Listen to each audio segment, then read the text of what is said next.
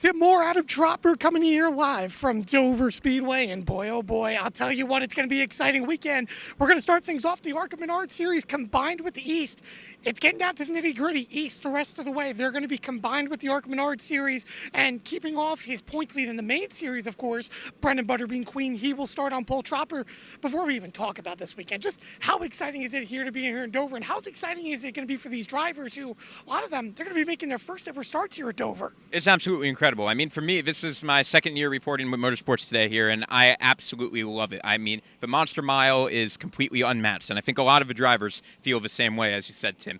There's so much going on, going straight into Turn 1, 30 feet dip at such high speeds, especially in ARCA.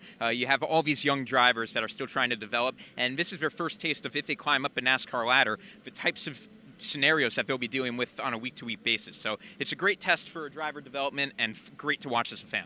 And you mentioned the test these drivers are going to face. If you race primarily in the East Series, such as Kitzmiller, for example, who's the points leader, you look at it like this. The field almost doubles in size, so there's a lot of opportunity for points, a lot of opportunity for these drivers to make up a chance. And I mentioned Brendan Butterbean Queen earlier. It's single digits between both him and Lawless Allen. So eager to see what happens here today, but throughout the weekend as well. Xfinity Series tomorrow, Cup Series. We'll have more of that for you tomorrow on the show, but stick right with us here in Motorsports Today. Miles the Monster didn't waste any time on Friday in what turned into a wreck fest for the ARCA Series for many of the primary contenders. Blown tires for Lawless Allen and LeVar Scott, and a big fiery crash for Brent Cruz opened the door for some underdog stories that found their way to the front. Some conversations with some great finishers. 6th place Timmy Hill, 4th place Isaac Kitzmiller, 3rd place Isabella Robusto, and 2nd place Camden Murphy. Timmy Hill, great run, obviously. You were running as high as 2nd, and you're the quintessential example of a journeyman driver in NASCAR, going through all the series for well over a decade now, and driving for your own team. Just tell me the emotions of what it was like running up front, and even though you fell back a little bit, didn't necessarily get to finish, how did today's run feel? Yeah, we just fell a little bit short there, but proud of the effort. This is the car that has never seen the racetrack, so it's a testament to the hard work these guys put in to get this into the track and then fire all first race out to have a successful run like that. So from here, it's just fine-tuning, getting it better. We feel like we got a very good understanding of the car, how to make it better for the next time. So looking forward to getting this car back out there and doing some more races. Right now, Bristol's our next race. We'll look to probably add some more. When we don't crash the cars, it just means we can go to another one. So, our schedule's very fluid. We'll do the truck race at Watkins Glen as well. So between the trucks and ARCA, we got our hands full, but we're enjoying the way. It's obviously bigger fields here at Dover now, combining with the East Series the rest of the way through. Just how huge is it to, get the opportunities with more cars to maybe capitalize on more points to give yourself a chance at that championship? Yeah, it's super big. The more competition, it looks better, like I said, I can't thank all these guys that work here every day. See at CR7 Motorsports and ACR Motorsports. I can't thank Carter Cat and all construction. And it was super cool getting to race against my dad today. Over compared to some of the other tracks in the circuit that you've gone through so far? Yeah, it's probably the craziest track I've been to. You definitely feel the speed here more than kind of anywhere else. So it reminds me of Charlotte. So I had a lot of fun, and I'm looking excited to Bristol. And this is obviously one of the first combination races between the ARCA East Series and then National. Did you notice a difference in the competition, just how many cars were on the track, if that affected your game plan at all? There were definitely a lot of cars that were pretty competitive up front today. Definitely had to race really hard on those restarts for 5 or 6 laps to kind of create the gaps, but at the end of the day, we had a really fast Mobil 1 Toyota Camry. You mentioned, of course, finding it late, but what is it that you feel maybe you found late? Because it seemed like you guys were on fire with the long run throughout the day. Yeah, man. I mean, these cars are just so good, and I knew in practice and qualifying I was not happy with myself. I knew the car had it. I just had to find it. I mean, it's been 5 years since I've stepped foot in a stock car, so I knew there was going to be some rust to knock off, and I think, correct me if I'm wrong, I think it was like 2018-ish since I was here last. Exactly 2018. Yeah, so it's definitely been a while, and racetrack has not changed. I was worried that I changed being out of the seat for so long, but I guess we're back at it. And how intimidating is it here at the Monster Mile, going through all the hills and everything? Especially you mentioned the amount of time it's been since you've been back here. I mean, I gotta imagine it's intense. It is, dude. This place is truthfully a monster. I mean, it's called the Monster Mile for a reason. This place is an animal, and when we were kind of putting this whole deal together, Dover, the first race back in 5 years. I don't know, dude, but we're here. We succeeded, and we did and achieved everything we were trying to achieve, and that's the dreamer. That's the dreamer in us. It's a dreamer in J. Cole, dreamer in me, and we're here racing, man. And one last question. Will we see more of you in the future here in the ARCA Menard Series? I sure hope so, man. I mean, this right here is exactly what it is. I mean, some people just, they say you'd rather have something on the suit than nothing, and right here, sponsors need it. We're looking for the partners and sponsors to keep going. This is our only one, and had to make the most of it, and I'm just beyond grateful, beyond thankful for J. Cole for believing in me, believing in my dream, and putting us in a bad, fast race car. But nobody was stopping the wire-to-wire leader Brendan Queen, who dominated for his 4th win in 10 races and headed for another celebratory trip to Waffle House.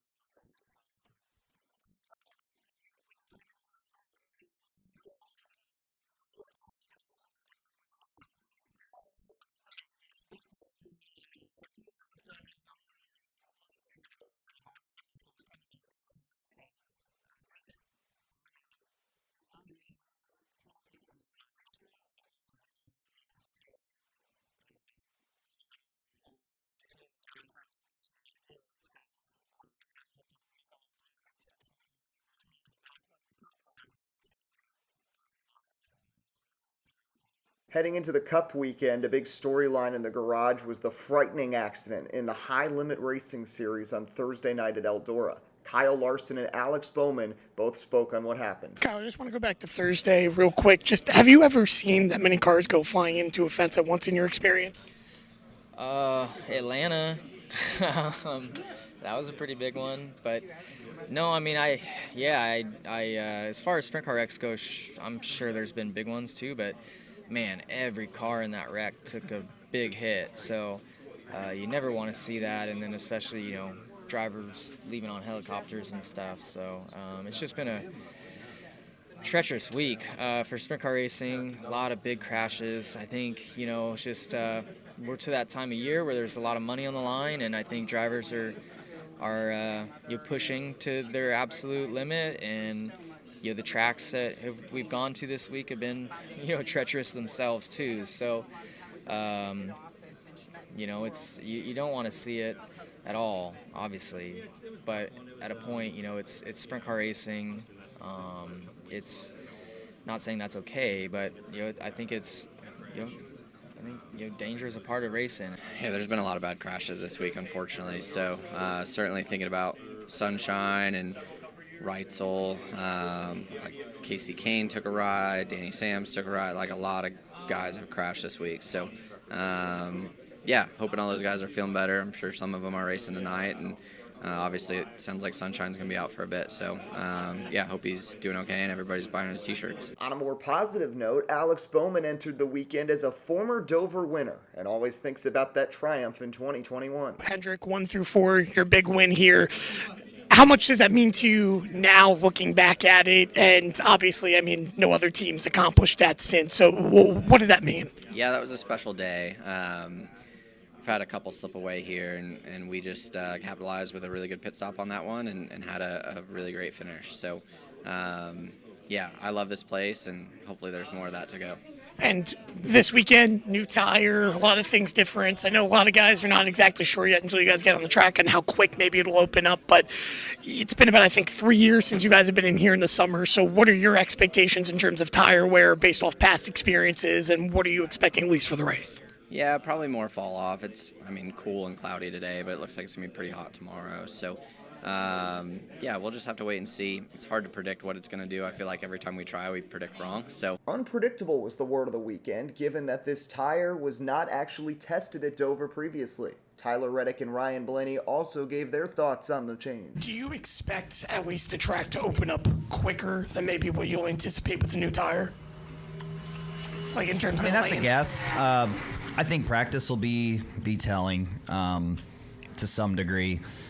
I feel like in the years past, we don't lay a lot of rubber down in practice. And if this tire does lay rubber in practice, or quite a bit of rubber, I think that'll be a sign of how much faster the track will rubber in and how much sooner the lap times will start to fall off a little bit.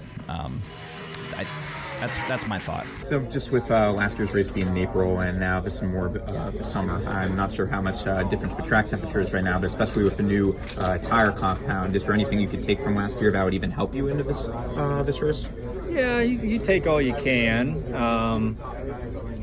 You always take notes from previous years, and then you just kind of guess, where you think the tire's going to be and what the track temp will do. And I hope it lays down a bunch of rubber. That's kind of the plan with this tire. And I think it being pretty warm outside, even though it's overcast, like it's going to lay down even more rubber. So I hope that helps the racing and moves the line around a little bit. And so yeah, you don't take everything. You kind of take what you know, modify it from what you think is going to happen, and then modify it from what you've learned since. Well, the drivers that were banking on rubber, it proved not to be, as practice and qualifying were washed out for the Cup Series, and based on the metrics, Chase Elliott ended up on the pole at a track where he's had a lot of success in the past. Chase, here at Dover, you've had 14 starts, and 10 of those you've had top fives.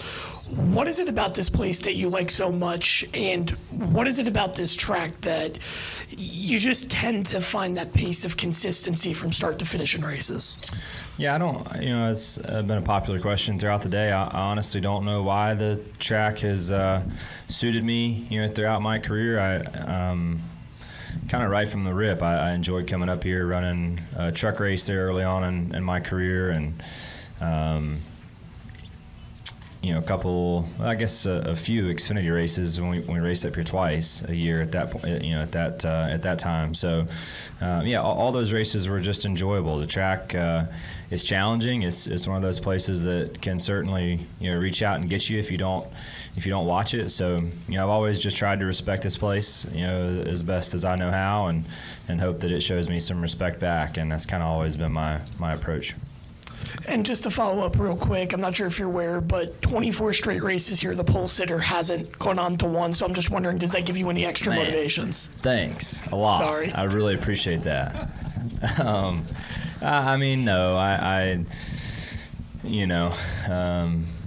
I guess just hope it's not 25. That's about all I can do right now. So we'll try to break the streak. NASCAR's weekend in Delaware also marked the semifinal round of the inaugural in-season challenge. Denny Hamlin and Ryan Blaney have both been eliminated from the tournament already, but both shared praise for the event. How do you feel that this season, the last few races have gone in NASCAR's implementation of what could be said your idea? Yeah, I think it's been successful. I think it was unfortunate, right? You probably had, a lot of all the top seeds get knocked out, pretty early in it. But overall, I thought the implementation of it has been good. I thought the press around it has been good. I mean, obviously, we're talking about guys, none of the 8 had even won a race this year. And so, while it was kind of a unfortunate thing to kind of knock out your top seeds and guys that people were probably counting to keep their bracket going, I think overall it's been great for the storyline of the drivers that are still in it, and it will matter. I think the only, if I were in charge, right, it's just tweaking the tracks that it is. I mean, even your finale next week, you're not going to have side-by-side battle of your head-to-head guys just because you're going to a track that we don't run side-by-side. So it's just refine kind of your schedule around, if you keep it, make sure you got these 5 racetracks that, could create a compelling thing to watch on TV. Because even if you have someone who's, next week your top 2 guys are running 8th to 10th, they might as well be a full track apart. Like, that's just such a huge buffer on a track like Indy. So overall, I think it's been a good success, and I'm glad that they did implement it. Yeah, I mean, honestly, from the bracket side, I was knocked out super early in Atlanta. I wrecked at lap 50, and I was out of it already. And yeah, I think I was a fan of it when they first announced it. Like great, doesn't hurt anything. Like, it gives a new thing to watch, and I think you saw last week, like, there's some really cool storylines of like Legacy going up car to car together. The last lap with the 48 and the 10, like, battling for whatever they were, 15th, right? That's an exciting battle because it means, you're going to move on in the brackets. So I think it's definitely created some pretty good storylines, but I haven't thought about it because I was out of it before it even got started, but I think it's been pretty good. Looking at the full season picture, we're in the second half of July, and that means it's time to start thinking about the playoffs. And for drivers like Austin Cindric and William Byron, who are in the postseason but have not performed well late, now is the time to turn things around and get the momentum back for the playoffs. You guys have only had one top 10. Obviously, I know you have the win in the playoffs and so on, but are you a little worried about the momentum at this point in the season going into the playoffs, or there's no worry at all? You feel like you guys are right where you need to be? Yeah, it's difficult because you have to dig into why those results are the way they are, and regardless of the reasoning, we've had some pretty frustrating weeks over the last couple months, kind of for all reasons under the sun. So. Including plenty of things that are avoidable. So for me, you can't really let that be a distraction, because you look at Pocono, and I feel like that was our first race that, like, no crazy stupid things happened, and bam, we finished in the top 10. Okay, like, it's one of those things that you just have to continue to trust the process and what you do as a group. And there's plenty of speed a lot of the times. It's just kind of the extracurriculars, if you will. It's pretty easy. Like last week, I would have been concerned if we didn't show up with speed, and then we showed up. We ran top 3 or 4 all day, and then, like I just said to him, we played it a bit conservative just to get the points and finish 8th. So it's not like we ran 15th all day and finished 8th. We ran probably, I think, on average around 3rd and finished 8th. So yeah, that was a good day. Got us back on track. Maybe not our best racetrack collectively. So this one is one of our better ones, but it's also good for a lot of people. So it's just going to take a solid weekend. NASCAR's hottest driver entering the weekend is Shane Van Gisbergen, winner of the last 2 road courses. SVG spoke about being back on the ovals and the news that the Chicago street race will not be on the 2026 calendar. We're back at ovals, but you've said yourself, you've been learning, you've been progressing better. So just in general, how are you feeling with Dover this weekend? Pretty decent, but I'm really hoping the weather stays away so we can do some laps. But yeah, I just need to keep getting better and better and feel good about it. Just looking forward to it. And is there anything, obviously with road course and street course racing, managing your tires is incredibly important. Is there anything you've been able to take away from that to use for the skills on the oval? Not at a track like this, no, this track's completely different. The tire wear is more about balance and track position, putting yourself in the right spots rather than how you conserve it, really, I think. Yeah. And last question, yesterday it was obviously announced that the Chicago street race is not going to be coming back next season. So that's how your career launched. I was at the 2023 event, but just any thoughts on that with the emotion or just how you feel? Yeah, obviously sad. It's been a good place for me, but I see that they didn't close it completely. It may go back, but I hear that there's more exciting tracks coming next year, so always good to go somewhere new as well and keep things fresh, I guess. Appreciate the time. No problem. Someone else who could use a good run on an oval? Kyle Busch. Kyle, throughout your career here, you've had a bunch of wins, but you've also had a bunch of DNFs. Here at the Monster Mile, just how hard is it to stay out of trouble? And would you say it's easier for you to find trouble or I should say trouble to find you rather than it is for you to perhaps find trouble on the racetrack here? That question started really rough, by the way. Sorry. I mean, I would probably venture to say that I've had a bunch of wins at a lot of tracks and also a bunch of DNFs at a lot of tracks. So I think you have feast or famine just about everywhere. Here at Dover, winning 3 times has certainly been, the highlight, and we've had some really, really good runs as well, too, of being close to winning. I remember that time when I was so close with the 5 car and finishing second to Jimmy Johnson right up his tailpipe, was told to leave him alone and let him win the race. So, it's just been a great track for me over the years, same as Richmond has, Bristol has, a bunch of places. So it's a great place to race. It's fun. It's really challenging, but yet, lends itself to really good drivers, really good cars. The venue that hosts Miles the Monster has proven to be a milestone track for a couple of Ford drivers. Josh Berry talked about making his debut here, and Joey Logano spoke about his upcoming 600th career start in the Cup Series. You've won here in Xfinity, you made your Cup debut here, and in 3 Cup starts, they've all been with 3 different organizations. So first off, how would you say your career has been progressed since that first debut race here in the Cup Series in 2021? And also, with all those different Dover experiences, what can be taken away to help you this weekend? Yeah, I mean, obviously this is a place that I've had a lot of fun coming to. Making my Cup debut is, it's always really special. And then had really good results here in the Xfinity Series, obviously getting that win in 2 second places there with JRM. So this is a place that I've always enjoyed coming to, and really love the racetrack, and excited to be here this weekend, and hopefully we can continue that on with the 21 car. But 600 starts now, obviously a big achievement for the longevity of the career. But when you think back, what does this mean to you, if it means anything? Yeah, I mean, it does. I think anyone that can make a career out of professional sports and be at the top level for 16 years is pretty impressive. I think that's pretty cool. So I take some pride in that. I think that's really neat, something I'm proud of. I don't celebrate it much. I just think it's cool, right? I just think, I'd rather win than anything, but it's neat to say you've been doing something that long. It shows, and the fact that I've done it without moving around from place to place, right? I've driven for 2 teams my whole career. I've had Shell on my car for the last 13. So I take more pride in the longevity of the relationships.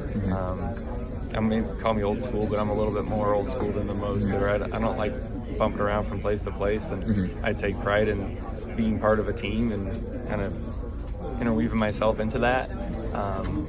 It's just kind of how I do things. Saturday afternoon saw the NASCAR Xfinity Series in action, and Justin Allgaier was especially impressive, driving through the field and coming home in the top 5. How fun was it for you to kind of ride through the field there at the start of the race? Yeah, it was weird because that was probably our best run, right? And I think, as a driver, you kind of put it on your back whenever you make a mistake like we did in qualifying, and you go, okay, how do I get back to the front? How do I get them back to where they deserve? And to be honest with you, if we had started in 7th where we were supposed to start, I don't even know if we finished 4th, right? You never really know how and the way that these races will play out. But I felt like it really, truly was a team effort today.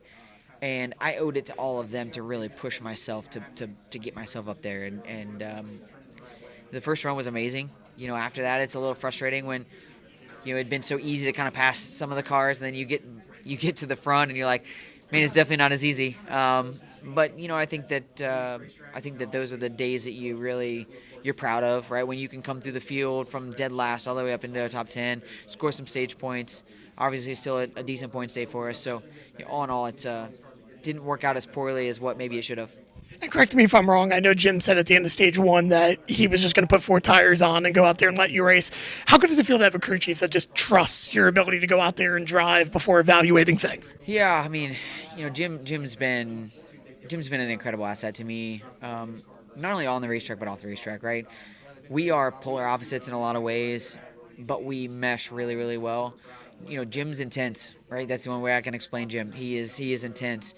There is nobody, and I mean nobody, that I've seen that works as hard as he does in this sport. And long hours. I mean, I'll call him at 10 o'clock at night, and he'll still be driving home from the shop, or 6 a.m. he'll be texting me he's already at the shop. I mean, just the amount of time and effort that he puts in is truly incredible. And his belief in me and his trust in me is really important. And it shows on the racetrack. But the star of the day was Allgaier's junior motorsports teammate Connor Zilisch, who scored his 4th win of the NASCAR Xfinity Series season and another top 5 since returning from injury in May, holding on to the lead in the rain-shortened event and holding off the JGR duo of Brandon Jones and Eric Almirola. You're now 56 points behind Justin.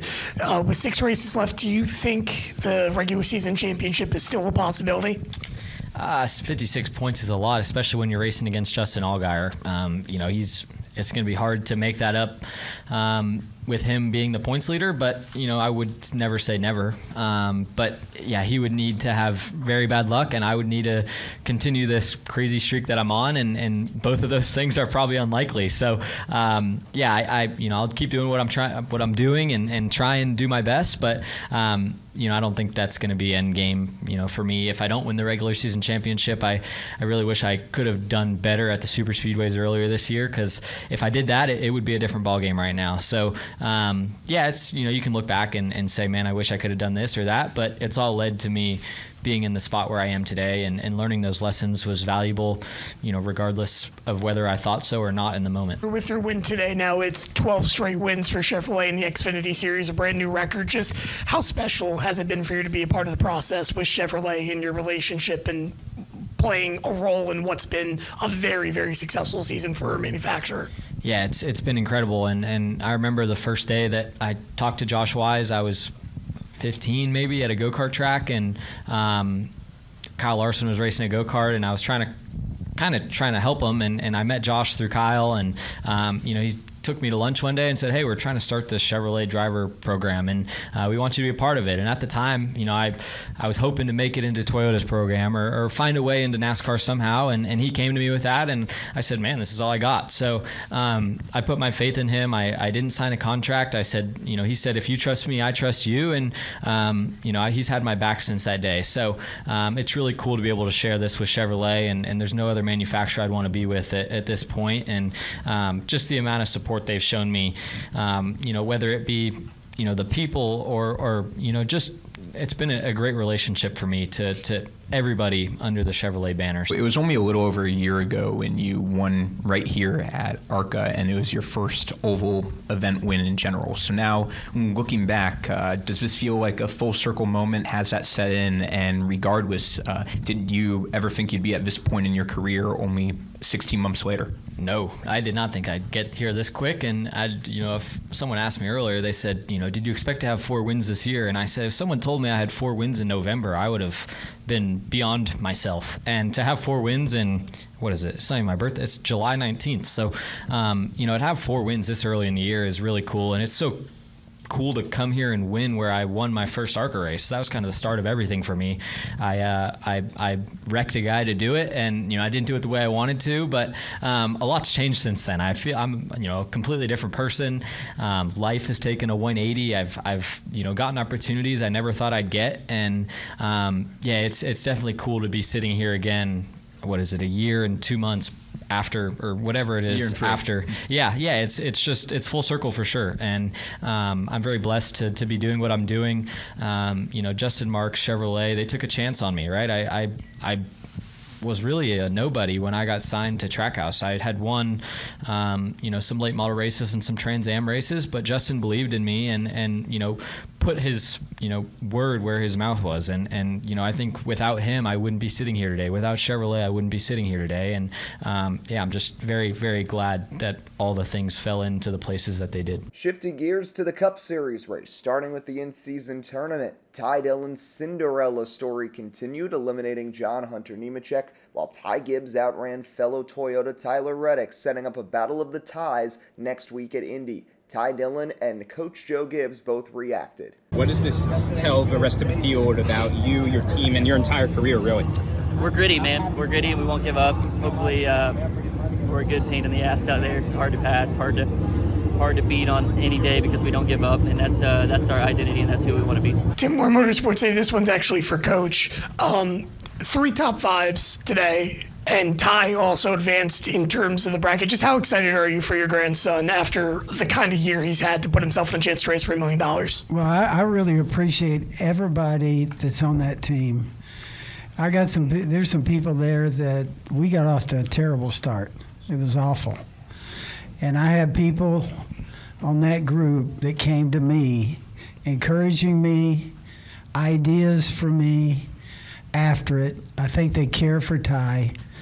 And it just was a huge deal. And we've added a lot to that team, as you guys know.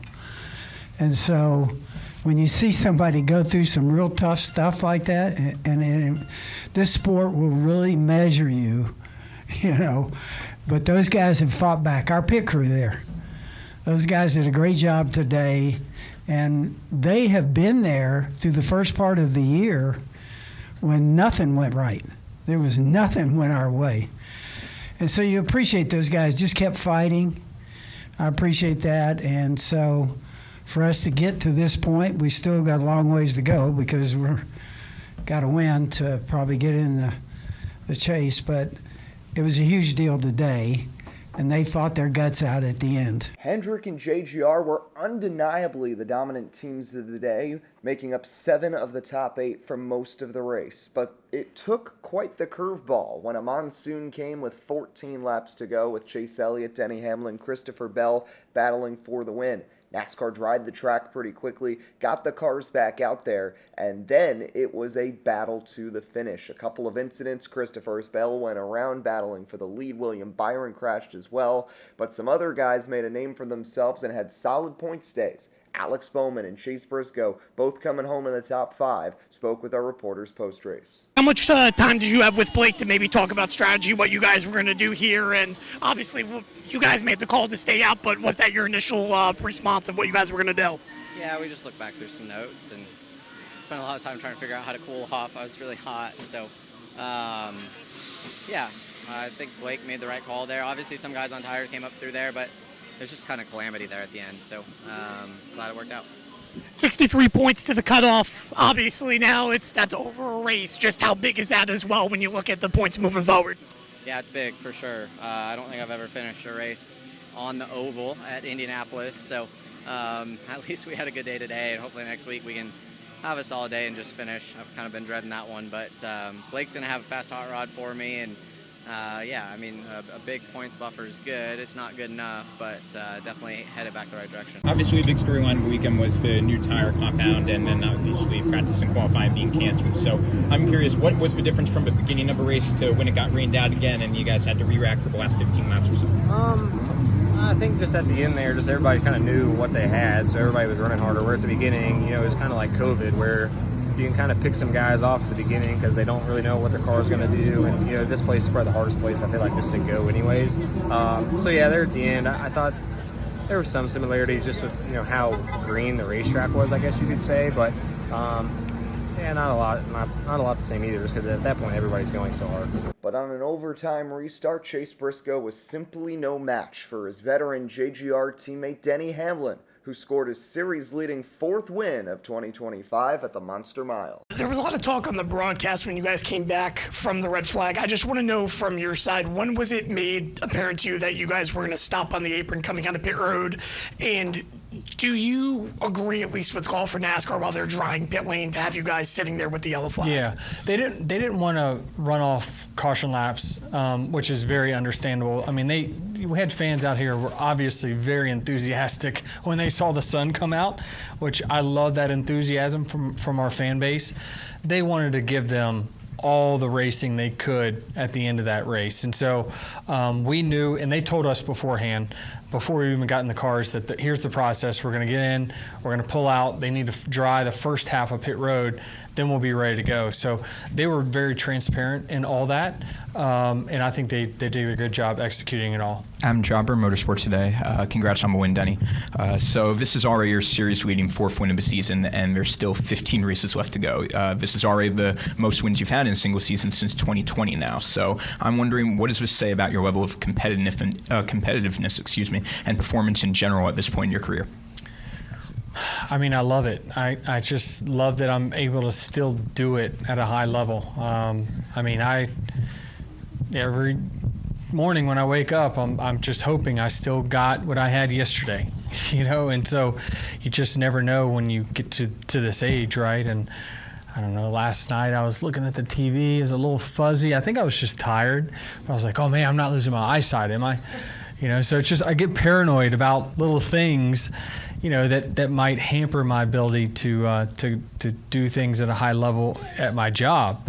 But every time I get in and, like the first stage where I'm just driving through cars, it's like, we're still good. Tim Moore, Adam Tropper reporting here from Dover Motor Speedway and wrapping things up on what was a very wacky Sunday afternoon.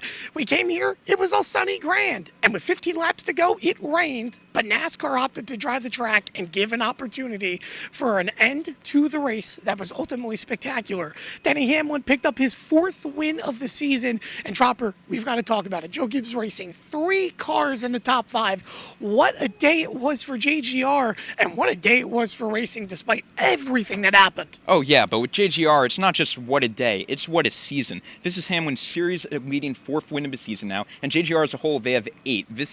They're on pace to have the most wins for a single season since 2019 for them. So they're firing on all cylinders. Chase Briscoe had a chance.